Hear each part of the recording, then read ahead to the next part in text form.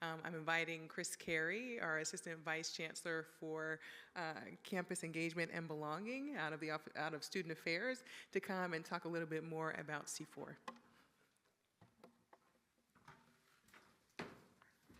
And the crowd goes wild. Yeah.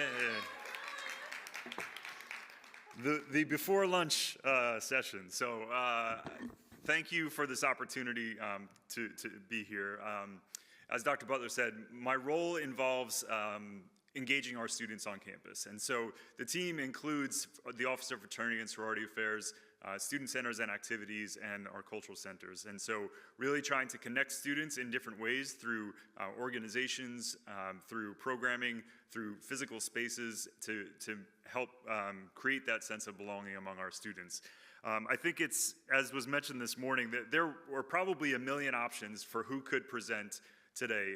And after what has happened since Friday night in certain publications or letters, the ability or the opportunity to highlight our cultural centers seems pretty serendipitous. And so I'm grateful to be the messenger for the work that is done in those spaces and to uplift and appreciate that work.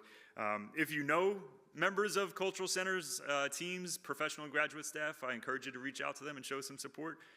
If you don't know them, I encourage you to get to know them, and that way you can appreciate the work that is being done in those spaces. They serve as advisors, they serve as support systems, advocates, champions for students who connect at those spaces, and so it's a real privilege to work with this team. Let's get me off of the screen and get some of them on the screen. For those of you who know our cultural centers, you're aware of their histories and their programs, but for those who are not, we do have 4 centers that are on part of Rutgers, New Brunswick. They provide cultural programming and advisement for student organizations. They provide advocacy work and educational opportunities for students, among other things. Perhaps most importantly, they provide a home for our students.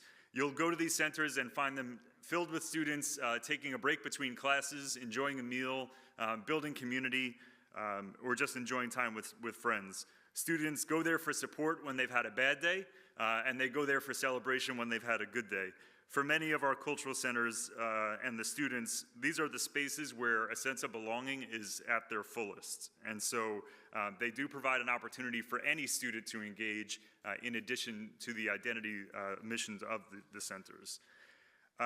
I could go on, I know we're right before lunch, I could go on well past dinner to talk about everything that gets offered out of the centers, and so what I decided to do is take some of the action steps within the diversity plan and key in a little bit on what it is that they do. And so as it relates to increasing the diversity enrollment of our students, there's a lot of work that gets done through the Admitted Student Open House Days, Rutgers Days, school-specific programs where our staff are engaging students who are in their decision-making process to help share how they can find a home on campus. For example, the Paul Robeson Cultural Center has partnered with Enrollment Management and the Rutgers African American Alumni Alliance on yield events for Black identifying students who have been accepted to Rutgers to help them show how they can be supported on campus. SJE facilitates a program called Community, which began in 2013. It's an extended orientation and leadership development program that takes place for incoming first-year students and who identify as part of the LGBTQIA community as well as allies. And so they get to spend an overnight to get connected on campus with each other, to learn more about resources that exist, and to build some community and feel more comfortable coming to campus. The cultural centers have also been working with the Student Transitions and Orientation Program to provide specific resources for those students to experience in the onboarding process. And so I'm proud that they are able to provide these opportunities for support in the decision-making process and onboarding experience for our students. Once they arrive, we've got to engage them. And so we do that through a number of different ways, but as we talk about the action step of utilizing best practices, one of the things that I wanted to focus on was the living learning communities. In partnership with Residence Life within Student Affairs, Our cultural centers work to provide this well-rounded opportunity where students can engage not just in for-credit opportunities, but also co-curricular programming as a way to explore identities and build community. And so there are currently communities focused on Asian American identities and images, the Paul Robeson LLC, and Latin Images. And to take a deeper look on the Latin Images LLC, it involves a seminar course in both the fall and spring semesters that go towards the Certificate in Multicultural Competence. And students can experience cultural dinners, guest speakers, field trips, community service opportunities, and more. And the thing that I really appreciate about these LLCs is that it doesn't just encourage students to participate in programming specific to their identity or their cultural center, but across the cultural centers. And so really trying to facilitate that intercultural development and awareness. One student who is part of this community shared that I have learned the importance of community and comfortability of having the same culture around, but furthermore, the importance of being surrounded by people with different identities has expanded my knowledge of self-identity. And so our students are really living, they're learning, and they're experiencing a number of different things with their peers. And though not an LLC, I wanted to point out the Rainbow Perspectives Housing program, which is run through SJE and Residence Life that provides gender-affirming housing community and peer mentorship opportunities.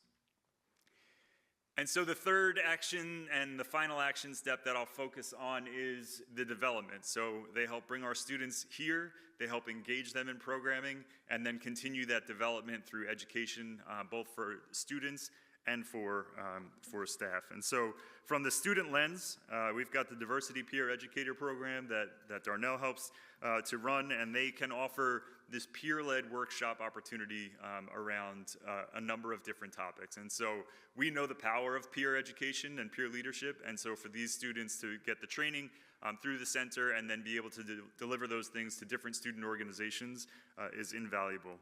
Additionally, the internship program that is run out of the Asian American Cultural Center is a potentially two-year program. And so our junior interns engage in a one-credit course as well as different cultural programming where they can explore their own identities and they can figure out what their lived experience is and how does that connect with what they're learning in the course. And they can also advance into a senior intern program where they then get to do some programming for the larger student community. So it's that two-phased approach where the students can really develop. And if you've never been to the art display program that the junior interns do in April at the AACC, I strongly encourage it. These powerful stories of their experiences and how those things play out are really incredible. Additionally, the opportunities for professional staff. So if you love Darnell as a panel moderator, you'll really love him as a facilitator, and I encourage you to take place or to participate if you haven't already in the Safer Space training program and learn the foundation and knowledge to be an effective ally to LGBTQIA+ students here on campus. This group, what I really appreciate about this group is that while they are experts in their work and in their fields, they also understand that the work is ongoing, as was talked about in the panel this morning, where you never finish this work, and so it's ongoing work, and so there are still opportunities to do so. Last week, as part of Black History Month, SJE and the PRCC had a program that was part of the RU Black Pride experience that engaged faculty and staff in ways to show up and support queer Black students, and so this is a constant effort and constant work.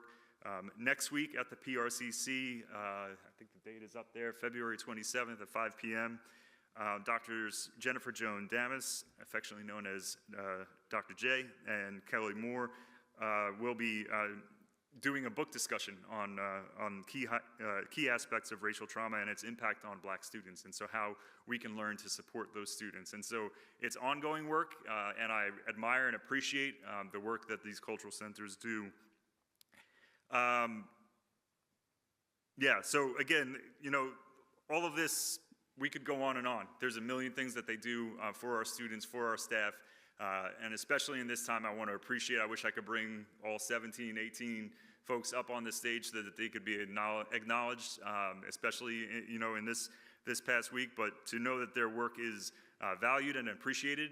It does so much for our students. If you know students who are connected, you will know that they find those spaces as a place of home and support and celebration, and we're very fortunate to have them. You know, I still call myself fairly new here at Rutgers, New Brunswick, but we're very fortunate to have these spaces for our students, and so appreciate all that work and the opportunity to highlight them.